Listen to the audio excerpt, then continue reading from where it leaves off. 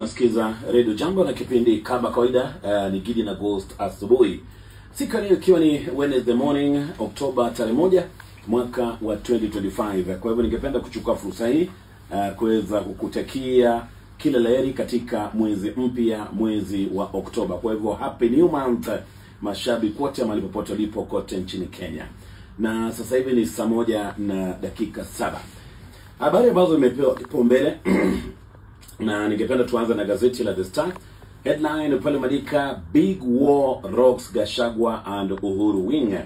Yaani wanasema kwamba kuna majibizano ya kisiasa ama vita ya kisiasa ambayo imeibuka pale katika kambi mbili. Kambi ambayo inaongozwa na Rigathi Gachagua na chama cha DCP, alafu kambi lingine inaongozwa na rais mstaafu Uhuru Kenyatta ambaye ndiye patron wa chama cha Jubilee.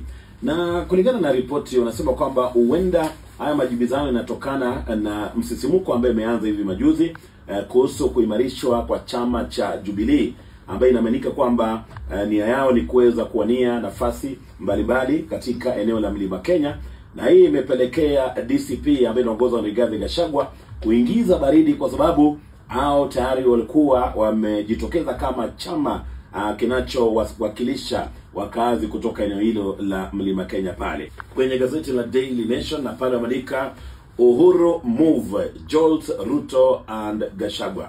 Yanasema kwamba hivi majuzi ile mkutano wa chama cha Jubilee ambapo rais mstaafu Uhuru Kenyatta ameweza kuzungumza na pia kushambulia serikali pamoja pia na upinzani, imewakera sana wandani wa rais William Ruto, na pia imewakera sana wandani wa bwana Rigathi Gachagua ambaye sasa hivi anajaribu kuleta upinzani pamoja pale. Kwa hivyo ni matayarisho ya uchaguzi wa 2027 ambapo kila chama inajaribu kuweza kujiimarisha pale, na hivi majuzi hayo mazungumzo ambayo rais mstaafu Uhuru Kenyatta alitoa pale inaonekana kwamba haikuwapendeza wale ambao wanaunga mkono serikali.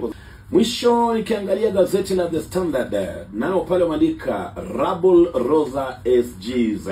Yaani wameweza kuangazia makatibu wa vyama mbalimbali ambao kulingana na gazeti hilo wanasema kwamba wamekuwa kitoa matamshi ambao kiangalia kwa makini sio matamshi ambao inawakilisha vyama vyao, lakini mengine ni ya kibinafsi, na hiyo imepelekea labda kuleta confusion katika vyama vyao pale.